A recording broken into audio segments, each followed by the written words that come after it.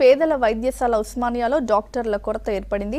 House surgeon course పూర్తయిన junior డాక్టర్లు ఫలితాల కోసం ఎదురుచూస్తూ విధులకు దూరంగా ఉంటున్నారు.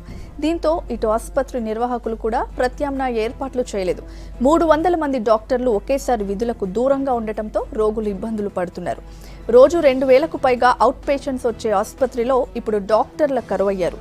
దీంతో ఉన్నపాటి సిబ్బందితోనే నెట్టుకొస్తున్నారు నిర్వాహకులు.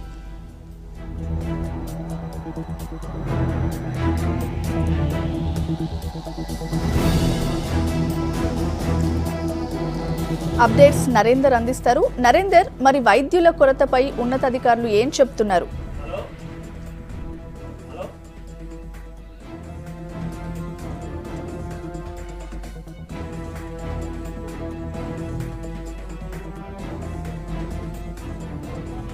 ఆసుపత్రిలో వైద్యుల కొరతతో మొత్తం ఆసుపత్రి అంతా పరిస్థితి చాలా దారుణంగా ఉన్నటువంటి పరిస్థితి కనిపిస్తుంది. ఎందుకంటే ఇక్కడ పేషెంట్లు మనకు కనుక ఒకసారి చూసినట్టయితే మార్నింగ్ 7 గంటల నుంచి పెద్ద ఎత్తున ఇక్కడ క్యూ కట్టినటువంటి పరిస్థితి ఉంది. పేషెంట్లు సుదూర ప్రాంతాల నుంచి, ముఖ్యంగా హైదరాబాద్, రంగారెడ్డి జిల్లాతో పాటు ముఖ్యంగా వివిధ జిల్లాలు, అలాగే పక్కనే ఉన్నటువంటి కర్ణాటక, తమిళనాడు రాష్ట్రాల నుంచి కూడా ఇక్కడికి ఉస్మానియాకు ప్రతినిత్యం 2500 పైగా ఓపీ ఉన్నటువంటి పరిస్థితి మనం చూడవచ్చు.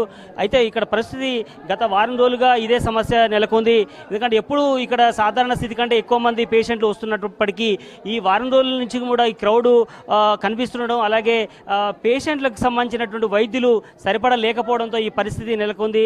ప్రధానంగా హౌస్ సర్జన్లు ఎగ్జామ్స్ గత వారం రోజుల క్రితం రాయడం జరిగింది. దాని తర్వాత అప్పటి నుంచి ఇక్కడ వైద్యులంతా దాదాపు 250 నుంచి 300 మంది ఉస్మానియాలో ఆసుపత్రికి సంబంధించినటువంటి దాంట్లంతా పీజీలు కావచ్చు, అలాగే జూనియర్ డాక్టర్లు, అలాగే ఇక్కడ వీళ్ళంతా దీనికి సంబంధించి అలాగే సూపర్ స్పెషాలిటీకి సంబంధించిన వాళ్ళు కానీ వాళ్ళంతా కూడా ఇక్కడ అందుబాటులో లేని పరిస్థితిలో సీనియర్ వైద్యుల మీదే ప్రభావం పడినటువంటి పరిస్థితి మనం చూడవచ్చు. ఇక్కడ పిల్లల వైద్యు పీడియాట్రిక్ విభాగం, ఆ పీడియాట్రిక్ విభాగానికి సంబంధించి ఇంతవరకు కూడా ఎవరు తాళం తీయని పరిస్థితి మనం కలారా చూడొచ్చు. ఎందుకంటే ఖచ్చితంగా ఉస్మానియా ఆసుపత్రిలో పిల్లల వైద్యం చాలా కీలకమైనది.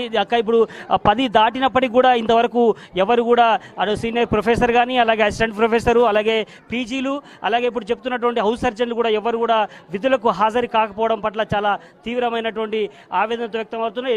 చెప్పండి సార్. బీపీ కోసం నేను చెక్ చేయని పోతే బీపీ పని చేసేది లేదు. ఎన్ని గంటలకు వచ్చారు మీరు ఇక్కడికి? పొద్దున్న 9 గంటలకు వచ్చాను.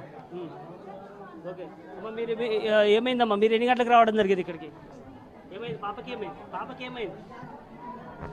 రైట్, చాలామంది మాట్లాడడానికి ఇబ్బంది పడ్డప్పటికీ మిగతా అసలు విషయానికి వస్తే మాత్రం 250 నుంచి 300 మంది దాకా ఉస్మానియా పరిధిలోని ఈఎన్టీ ఆసుపత్రి కావచ్చు, అలాగే ఫీవర్ ఆసుపత్రి కానీ, అలాగే పేట్లబుర్జు, సుల్తాన్ బజార్ ఆసుపత్రి అన్నిటి కూడా ఈ 300 మంది వైద్యులు చికిత్స అందించడానికి సహాయపడుతుంటారు వైద్యులకు.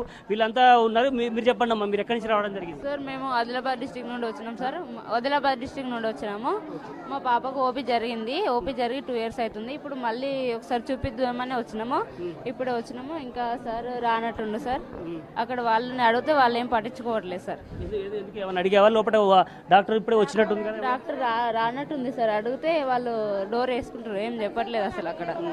అవును సార్, ఓపీ జరిగింది పాపకి. ఇక్కడ ఓపీ జరిగింది సార్. ఇక్కడ 2 ఇయర్స్ అవుతుంది. ఓకే, చూపించుకుందామని వచ్చినాము. అక్కడ చెప్పట్లేదు అసలు, వాళ్ళు ఏం చెప్పట్లేదు. మిగతా అటెండర్స్ కూడా వీళ్ళు ఎవరు అడిగితే చెప్పట్లేదు సార్. అమ్మా, మీరు ఎన్ని గంటలకు రావడం జరిగిందమ్మా? మీరు ఎక్కడికి ఎందుకు వస్తున్నారు? మేము కాళ్ళ నొప్పి సార్ మాది. 9 గంటలకు వచ్చినాం మీరు. అంటే ఇప్పుడు డాక్టర్ రాలేదు, పోదాం చూపించుకొని పోదాం. ఎవరికి ఏమైంది? నాకే నడుము నొప్పి. న్యూరో విభాగానికి వచ్చావు? నల్గొండ డిస్ట్రిక్ట్ సార్ మాది. బుధాన్ పోచంపల్లి. నరాల ప్రాబ్లం నాకు సంవత్సరం ఆపరేషన్ అయ్యి డాక్టర్ దగ్గరకు వచ్చిన, ఇక్కడ కార్డు పెట్టినా, ఇప్పుడు పిలిస్తే వెళ్ళిపోవాలి, నా ప్రాబ్లం ఉంది. మనం ఒకసారి కనుక చూసినట్లయితే కిక్కిరిసినటువంటి జనం మనకు కనిపిస్తుంది. ఇక్కడ ఈ విభాగం చాలా కీలకమైనది ఉస్మానియాలో. న్యూరో విభాగం, న్యూరో సర్జరీ కానీ, న్యూరో ఫిజిషియన్కి సంబంధించి ప్రతినిత్యం ఇక్కడ 250 నుంచి 300 మంది ఓపీ వస్తుంటారు. ప్రజెంట్ మాత్రం లోపల ఒకే ఒక వైద్యుడు ట్రీట్మెంట్ అందిస్తున్నటువంటి దృశ్యం మనకు లోపల ఉంది. అంతకంటే ముందు ఇప్పుడు 9:55 వరకు కూడా ఒక్క వైద్యుడు కూడా రాని విజువల్స్ కూడా మనం ఇంతకుముందు చూపించడం జరిగింది. ఏదైనప్పటికీ మరో విభాగాన్ని మనం చూసినట్టయితే ఇది ఈఎన్టీ విభాగం. విభాగంలో ప్రజెంట్ ఓన్లీ రిజిస్ట్రేషన్ మాత్రమే నడుస్తుంది. ఇంతవరకు వైద్యుడు మాత్రం 10 అవుతున్నటువంటి పరిస్థితి అయినప్పుడు కూడా ఇంతవరకు ఇక్కడ ఎవరు వైద్యులు కూడా ఈఎన్టీ విభాగానికి, చెవి ముక్కు గొంతుకు సంబంధించినటువంటి విభాగానికి ఎవరు కూడా రాలేదు. చెప్పమ్మా, మీరు ఎక్కడి నుంచి రావడం జరిగింది? సబ్జీ మండి ఓకే, ఏమంటున్నారు డాక్టర్? మేము ఇంకా పోలే డాక్టర్ తనకి ఇప్పుడే ఫస్ట్ పోతున్నా. ఇదంతా నొస్తుంది నాకు, ఇదంతా గుంస్తుంది, అందుకే పోతున్నా.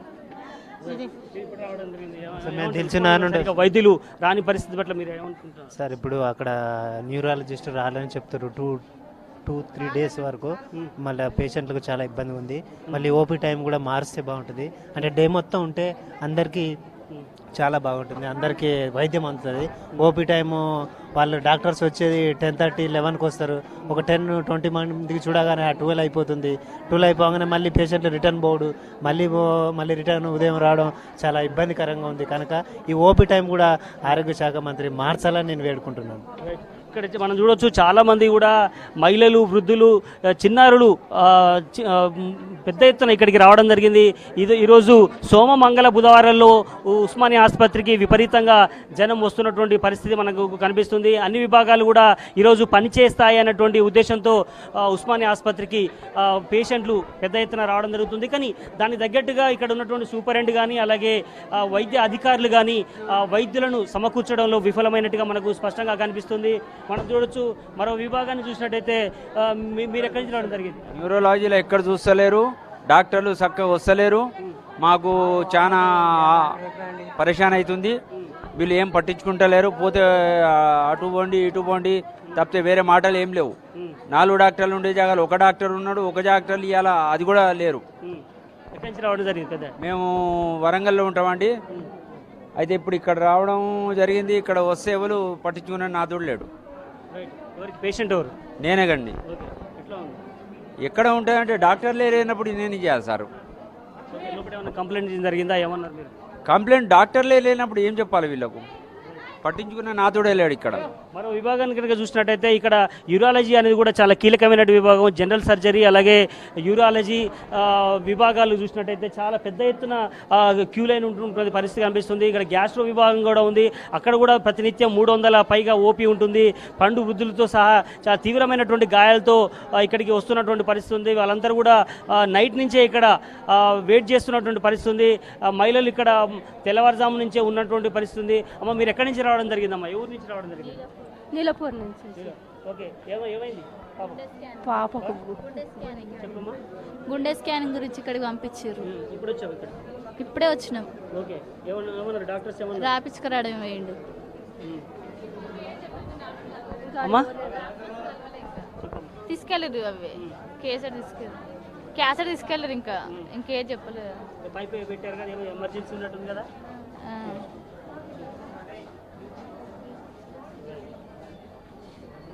చూస్తున్నారు కదా, ఇక్కడ చాలా క్రిటికల్ పొజిషన్లో ఉన్నటువంటి కిడ్ వాళ్ళ తల్లి ఒడిలో ఉంచుకున్నటువంటి పరిస్థితి ఉంది.